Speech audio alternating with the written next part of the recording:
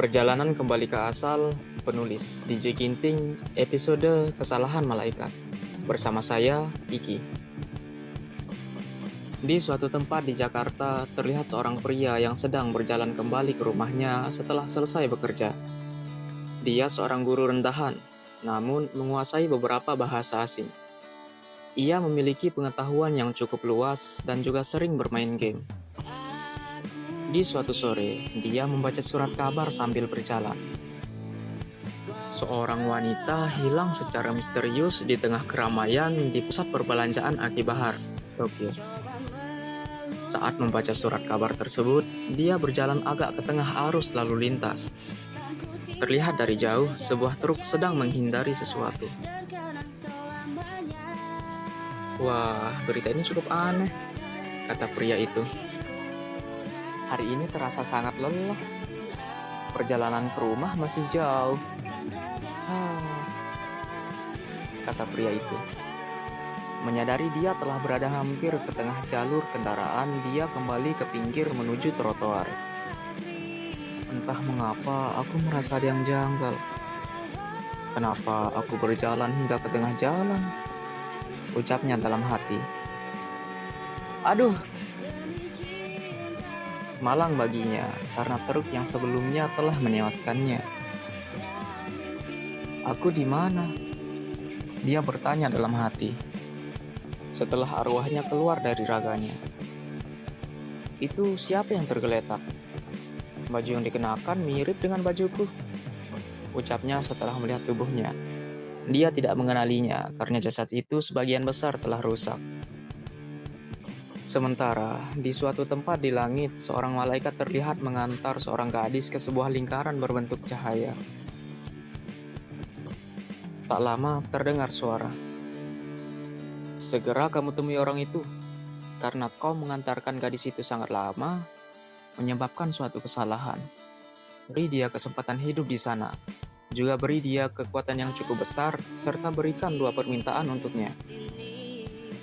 Mendengar perintah itu, sang malaikat segera menjalankan tugasnya secepat mungkin agar tidak terjadi kesalahan lagi. Dari jauh, sang malaikat berkomunikasi melalui pikiran kepada pria itu. Hei kamu! Pria itu merasa heran karena suara itu terdengar di kepalanya. Siapa yang memanggilku? Teriak pria itu. Nggak usah teriak, kamu bisa bicara pelan nggak? Kembali terdengar suara di kepalanya. Maaf, kata pria itu merasa ketakutan. Anda siapa? Kenapa sepertinya suara Anda ada di kepala saya? Saya adalah malaikat. Maafkan saya, ujar malaikat itu. Kenapa saya bertemu malaikat? Ujar pria itu terbata-bata. Kenapa Anda meminta maaf? Tanya pria itu ke arah malaikat sambil menatap tubuh yang tergeletak. Itu yang kau lihat adalah tubuhmu. Sedangkan kamu sekarang sudah meninggalkan tubuhmu. Oleh karena itu, kamu bertemu aku. Ujar malaikat itu. Aku minta maaf, karena aku yang telah membuatmu meninggalkan tubuhmu sebelum waktunya.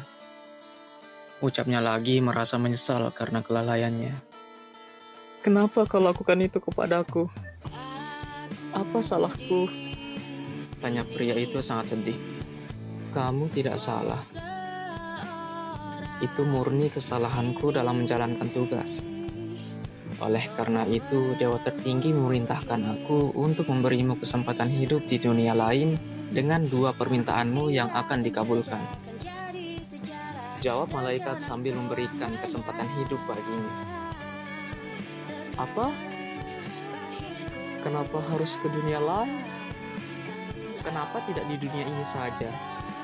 Tanya pria itu. Dengan menyesal, malaikat berkata, aku yang telah salah. Karena aku, seluruh organ tubuhmu sudah tidak bisa digunakan lagi. Oleh karena itu, Dewa Tertinggi memerintahkan aku untuk menyampaikan pesan tadi. Baiklah kalau memang tidak ada pilihan lain, ucap pria itu karena tidak ada pilihan lain. Lalu, apa permintaanmu? Tanya malaikat kepadanya. Pertama, aku ingin hidup bahagia, ujar pria itu. Lalu, bagaimana dengan ingatanku? Mungkin ingatanmu akan dihapus, jawab sang malaikat. Baiklah, permintaan keduaku, ingatanku tentang pengetahuan yang selama ini jangan dihapus. Bisa tidak? Tanya pria itu kembali. Baiklah, akan aku usahakan, ucap sang malaikat. Aku mohon, permintaanku yang terakhir diusahakan, mohon pria itu. Baiklah, aku akan usahakan permintaanmu kepada sang dewa. Sekarang, pergilah menjalani hidup baru, ucap sang malaikat. Selamat jalan. Kemudian, roh pria itu berubah menjadi cahaya dan bergerak menuju lingkaran cahaya yang telah dilewati gadis sebelumnya. Selang beberapa waktu setelah kejadian tersebut, di sebuah desa yang bernama Desa Skylight, terdapat sepasang keluarga yang sedang bahagia karena sebentar lagi anak yang mereka tunggu akan segera lahir. Desa Skylight merupakan desa di mana serikat petualang dari kerajaan Nifty. Sebagian besar petualang dari negeri tersebut berada di desa itu. Malam itu terdengar suara teriakan seorang wanita dari sebuah rumah yang cukup asri. Wanita yang teriak tersebut sedang dalam kondisi hamil dan sepertinya akan melahirkan.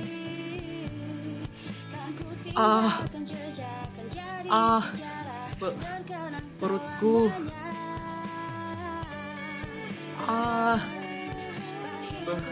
Perutku. Teriak wanita itu. Suaminya segera terbangun setelah mendengar teriakan istrinya.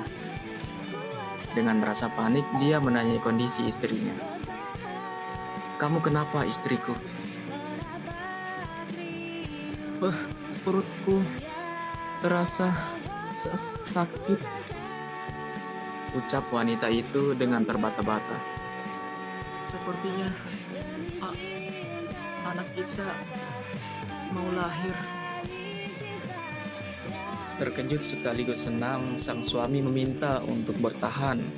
Kemudian ia pergi untuk memanggil bantuan dari seorang dokter yang biasa menangani kelahiran di desanya tersebut. Setelah sampai, dokter itu segera menangani kelahiran wanita tersebut.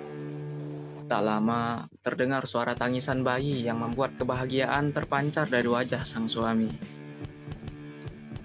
Selamat, Pak. Anak Bapak lahir dan ibunya sehat, kata dokter keluar dari kamar setelah menyelesaikan persalinan. Sang suami segera menghampiri istrinya sambil bertanya kepada dokter mengenai anaknya.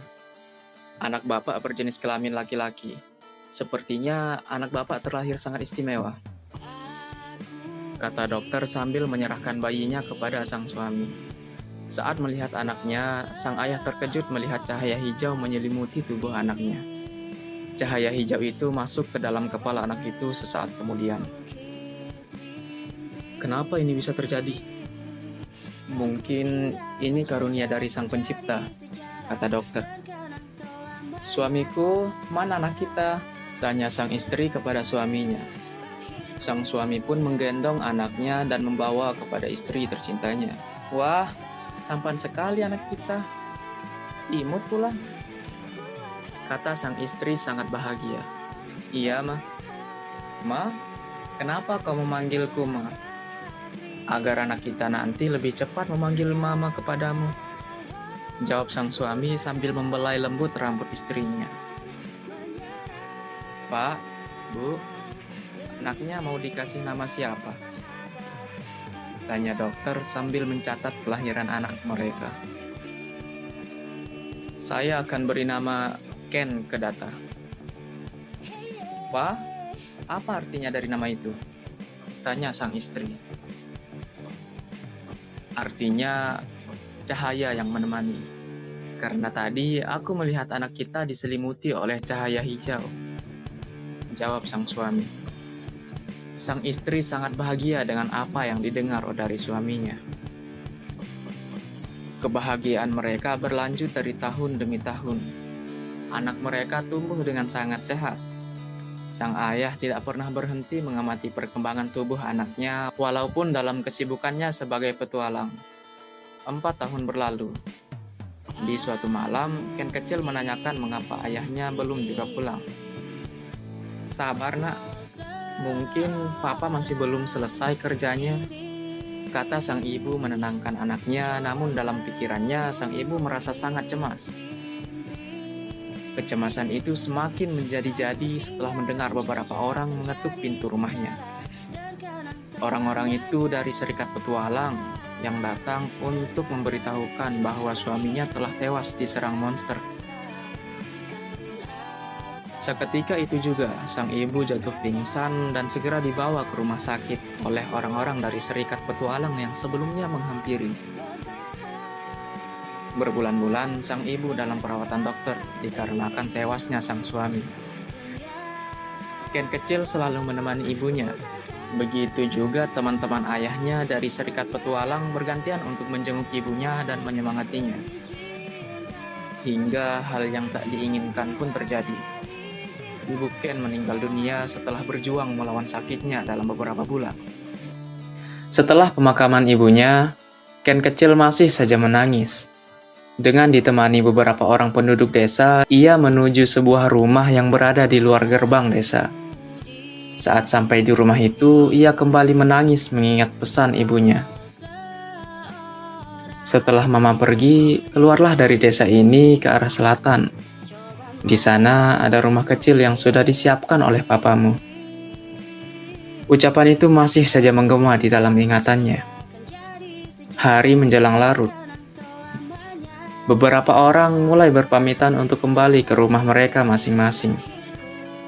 Seorang warga menyampaikan kekhawatirannya kepadanya yang masih kecil sudah tinggal seorang diri di rumah itu. "Ya bu, tidak apa-apa. Aku akan baik-baik saja," kata Ken untuk menenangkan warga itu. "Ya sudah kalau begitu. Kami akan setiap hari bergantian mengunjungimu," ucap warga desa lainnya kepada Ken. Kemudian salah satu warga memberikan makanan.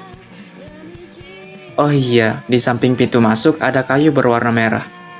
Kalau terjadi sesuatu, kamu pukul saja ke tiang, maka kami semua akan segera datang," tambah seorang warga. Karena malam sudah larut, Ken menuju tempat tidurnya. Ia kembali teringat dengan kepergian ibunya yang pada saat itu sedang memeluk dirinya. Air matanya tak berhenti menetes mengingat kejadian tersebut. Setelah ayahnya meninggal karena diserang monster, kini ibunya juga ikut meninggalkan dirinya akibat penyakit yang dideritanya. Pagi hari menjelang. Terdengar suara ketukan pintu sekaligus memanggil namanya yang membuatnya terbangun. "Ken, apa kamu sudah bangun?" Terdengar seorang pria paruh baya memanggil dirinya. Selesai merapikan diri, Ken segera membukakan pintu untuk orang itu. "Perkenalkan, saya Adil Setiadi," sapa pria itu dengan ramah. Ken sangat heran dengan kehadiran pria itu, karena dia baru pertama kali melihatnya. "Saya teman ayahmu dari luar desa ini. Bagaimana tidurmu?" tanya Adil Setiadi.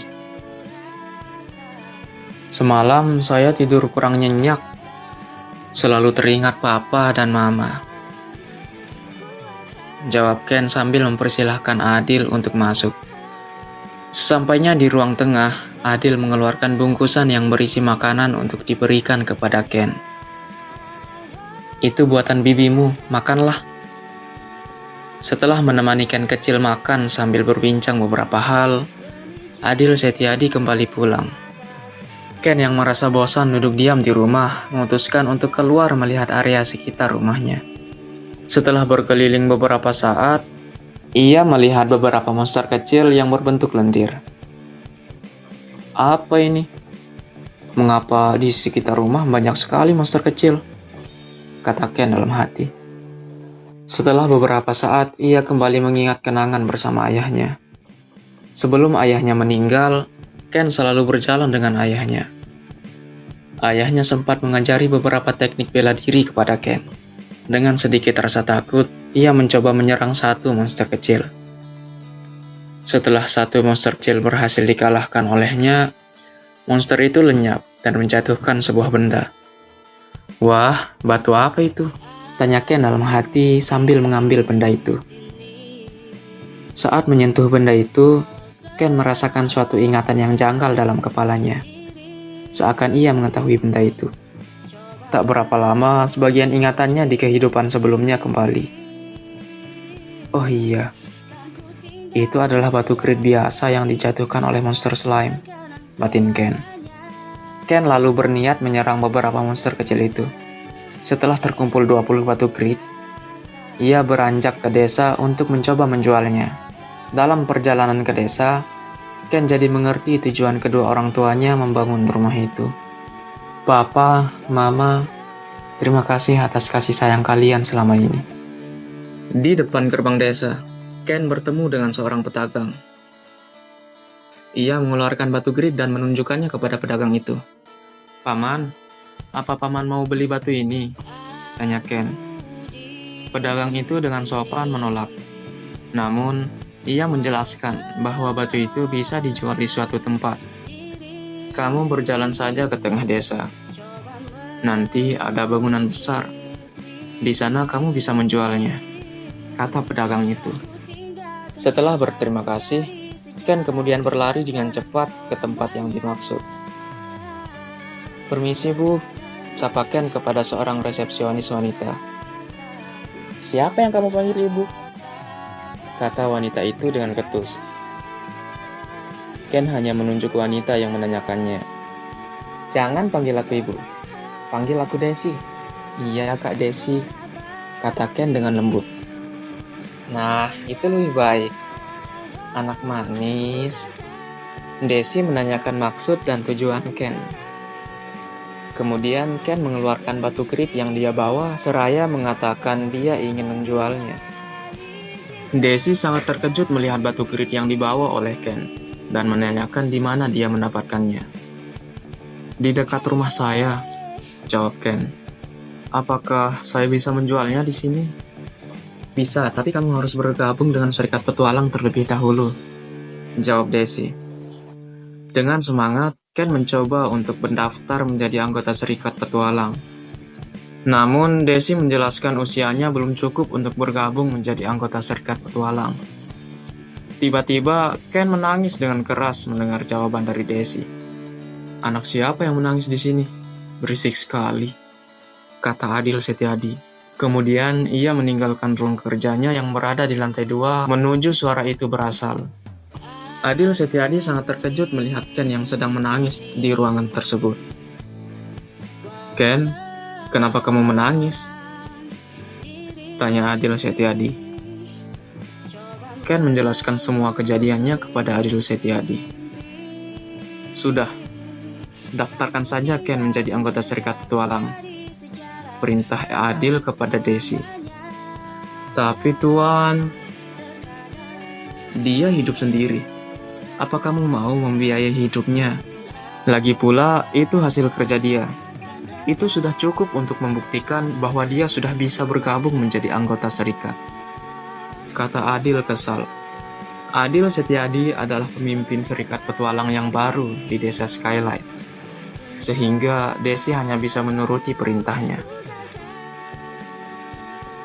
"Baiklah adik manis, kesini. Coba sebutkan namamu," kata Desi sambil mencatat di sebuah kertas khusus untuk para petualang. "Ken Kedata." Desi sangat terkejut mendengar namanya, yang membuat Ken menjadi kebingungan. "Kamu anak petualang itu?" "Maafkan saya tidak tahu." Ken hanya mengangguk sambil tersenyum. Desi meminta Ken untuk menaruh tangan kanannya di sebuah batu. Batu tersebut biasa digunakan dalam sebuah serikat untuk menilai level anggota serikat serta statusnya. Saat Ken meletakkan tangannya di batu itu, Daisy sangat terkejut melihat hasilnya. "Tuan, ada yang aneh. Anak ini sudah level 10, kata Daisy menyampaikan temuannya kepada Adil Setiadi. "Apa karena dia keturunan orang itu?" kata Adil Setiadi setelah terkejut mendengar ungkapan Daisy. "Itulah sebabnya kamu jangan asal lihat orang dari usianya," kata Adil Setiadi memperingati Daisy dengan tingkah lakunya saat ini. Setelah selesai mengurus semua administrasi, Daisy memberikan hasil batu grit yang diterima dari Ken. "Semuanya menjadi 100 koin perak," kata Daisy sambil menyerahkan uangnya. Ken kecil kemudian berpamitan kepada mereka berdua setelah menerima uang. Sepeninggalan Ken, Daisy menghampiri Adil sambil membawa catatan mengenai Ken. Daisy menjelaskan, selain Ken sudah berlevel 10,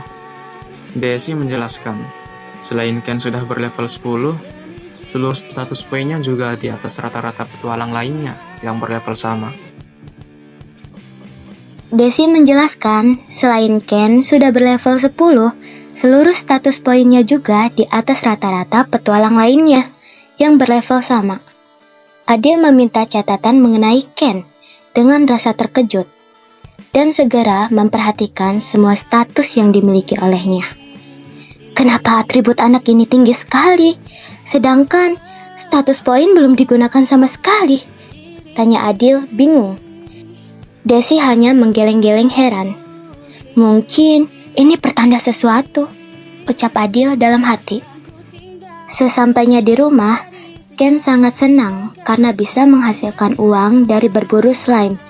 Dengan penuh semangat, ia selalu melakukan perburuan slime dan beberapa monster kecil lainnya yang berada di sekitar rumahnya untuk menghasilkan uang. Kegiatan ini dilakukannya berulang-ulang kali selama 10 tahun. Selama itu juga, ia tidak menyadari bahwa status poinnya semakin bertambah banyak. Setelah mendapat beberapa batu grit, Ken selalu menjualnya ke serikat petualang yang berada di desanya. Termasuk hari ini, ia akan menjual sebanyak 50 batu grit. "Hai kak, saya mau jual batu grit lagi. Hari ini sebanyak 50 buah," kata Ken menyapa Daisy dengan ramah. Daisy semakin akrab dengan Ken semenjak bergabung dalam serikat petualang. Sesekali ia berkunjung ke rumah Ken untuk berlibur atau hanya sekedar menemani Ken menghabiskan hari. Daisy segera mengambil buku catatan mengenai Ken. Daisy bahkan sudah menganggap Ken Kedata sebagai adiknya. "Untuk apa kamu setiap hari menjual batu grit, Ken?" tanya Daisy sambil membuka buku catatan Ken. "Kepo banget sih," ejek Ken. "Aku sekedar tanya, tidak mau menjawab juga tak masalah," kata Daisy ketus sambil terus membaca catatan mengenai Ken. Catatan itu menjelaskan seluruh status poin, atribut, dan level seluruh petualang yang bergabung dalam serikat tersebut. "Kamu sudah level 50, Ken," kata Daisy terkejut sambil menunjukkan buku catatan itu kepada Ken. Namun hanya tanggapi acuh tak acuh oleh Ken. Daisy jadi bingung dengan pernyataan Ken yang acuh itu dan menanyakan apakah ia tidak ingin berpetualang. "Buat apa? Nanti saya seperti ayah saya yang meninggalkan anaknya masih kecil," kata Ken sambil mengingat mendiang ayahnya yang telah tiada karena kalah melawan sosok monster saat menjalankan misi dari serikat. Daisy hanya terdiam tanpa dapat membaca apa yang telah diucapkan oleh adik angkatnya. Di suatu meja yang tak jauh dari tempat Daisy berada, beberapa orang sedang menikmati santapan. Mendengar perbincangan Ken dan Daisy, salah seorang di antara mereka meragukan jika Ken yang masih berusia sangat muda sudah berada di level 50. Salah satu di antaranya juga menyatakan jika staf serikat hanya mengada-ngada. "Bagaimana kalau nanti dia kita tes?" saran seorang pria kepada temannya. Tanpa basa-basi, orang itu segera menyetujui pendapat temannya dan segera menyusun rencana. Ken segera meninggalkan serikat dan menuju sebuah gedung yang menyediakan jasa pembuatan bangunan. Setelah sebelumnya menyelesaikan transaksi dengan Desi di serikat petualang, ia kemudian menyampaikan keinginannya untuk menyewa tenaga seorang pekerja bangunan yang sudah ahli. "Saya ingin minta tolong buatkan bangunan karena saya akan berkebun," kata Ken sambil menunjukkan satu kantong uang dan menanyakan apakah uang yang dia berikan cukup. "Wah, ini lebih dari cukup, Ken. Oh ya, nama saya Smith," kata pria itu dengan ramah. "Kapan akan dimulai?" Namun Ken mengeluh jika barang yang dibutuhkan untuk membangun gudang tersebut masih ada yang kurang. Mengingat Ken hidup seorang diri dan juga ramah kepada semua warga desa, dengan senang hati Smith menawarkan diri untuk membantu dalam menutupi kekurangan bahan yang diperlukan. Mendengar perkataan tersebut, Ken menanyakan kesanggupan Smith memulai dalam 2 hari ke depan. "Oke," kata Smith menyanggupi. Setelah menyelesaikan urusannya dengan Smith, Ken berjalan dengan santai menuju ke rumahnya. Baru beberapa mil dari gerbang desa, datang 2 orang dengan congkak memanggil dirinya. "Ada apa ya?" tanya Ken ramah. Bukannya menjawab, salah satu dari mereka mulai menyiapkan kuda-kuda, lalu mengajak bertarung. Ken sempat menanyakan apa salahnya, hingga dia diajak bertarung oleh kedua orang itu. Bocah, tadi kudengar serikat mengatakan kau sudah berada di level 50, kata salah seorang dari mereka. "Sudah, langsung serang saja. Tidak usah banyak omong," kata salah satu pria lainnya, dan kedua orang itu langsung menyerang Ken. Dalam pertarungan itu, Ken hanya mengelak dan mengelak dengan kecepatan tinggi tanpa melakukan serangan balik. Pertarungan itu berjalan dalam beberapa jam. Namun, terlihat Ken masih segar, sementara kedua lawannya sudah merasa letih. "Anak ini hanya dengan mengelak membuatku lelah," batin salah seorang pria yang menyerang Ken. Kelelahan kedua orang itu diketahui oleh Ken, sehingga ia mengejaknya. "Sudah, kalian menyerah saja. Aku lihat kalian sudah kelelahan," kata Ken sambil menjauhi mereka yang sudah kelelahan. "Ayo kalian semua ke rumahku. Kita istirahat dan minum di sana," ajak Ken dengan ramah. Kedua orang itu menjadi sangat bingung dengan Ken yang tiba-tiba mengajak mereka untuk ke rumahnya. Karena memang kedua orang itu tidak ada niatan untuk berbuat buruk, mereka menuruti ajakan tersebut. Sesampainya di rumah, Ken menghidangkan jamuan, kemudian berbincang dengan mereka. Ia memperkenalkan dirinya, lalu menanyakan mengapa kedua orang itu menyerangnya. "Saya Gion, dan ini teman saya Harry. Kami tadi mendengar kamu sudah berlevel 50, dan mencoba untuk membuktikannya," kata pria itu yang bernama Gion. Kemudian Harry mengatakan bahwa mereka tidak ada maksud lain. "Masih penasaran? Atau mau tanding ulang?" Ken mencoba memprovokasi kedua orang itu. Alih-alih menolak, Gion malah bertanya mengapa ia sudah berada di level 50 pada usia yang sangat muda. "Itu karena saya sudah berburu slime dan monster kecil di sekitar rumah ini semenjak saya berusia 5 tahun. "Apa? 5 tahun? Teriak kedua orang itu karena terkejut. "Tidak perlu teriak," kata Ken dengan sedikit kesal. Kemudian ia mengatakan bahwa ia melakukan itu karena kedua orang tuanya telah meninggal saat ia berusia 5 tahun. "Kenapa kamu tidak berpetualang saja? Bila tidak ada teman, kami bisa kok menjadi teman partimu," kata Harry mencoba mengajak Ken untuk bergabung ke dalam tim kecil mereka. Ken dengan halus menolak ajakan Harry dan menjelaskan bahwa ia ingin tenang dengan menjaga satu-satunya warisan dari orang tuanya, yaitu rumah yang dia tempati saat ini.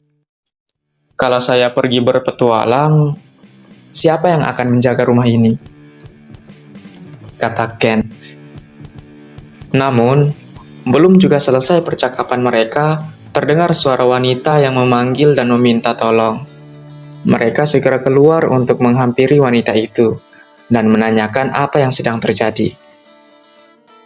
Anak saya dari pagi terjebak di hutan. Saya dengar saat ini di hutan sedang ada banyak monster yang berkeliaran, kata wanita itu. Kemudian Ken meminta menunjukkan arah hutan tempat anaknya hilang. Ken yang mengenali wanita itu teringat dengan anak gadisnya. Sejak lama, wanita itu dan anak gadisnya selalu mengantarkan makanan ke rumah Ken. Ibu tunggu di sini, biar kami yang mencari, kata Ken dan Gion secara bersamaan, lalu pergi memasuki hutan. Terima kasih sudah mendengarkan cerita yang saya bacakan. Jangan lupa nantikan episode selanjutnya yang akan tayang setiap hari Rabu pukul 5 sore. Hanya di channel Sang Novelis. Jadi jangan lupa like, subscribe, dan berikan komentar kritik atau saran ya. Sampai jumpa.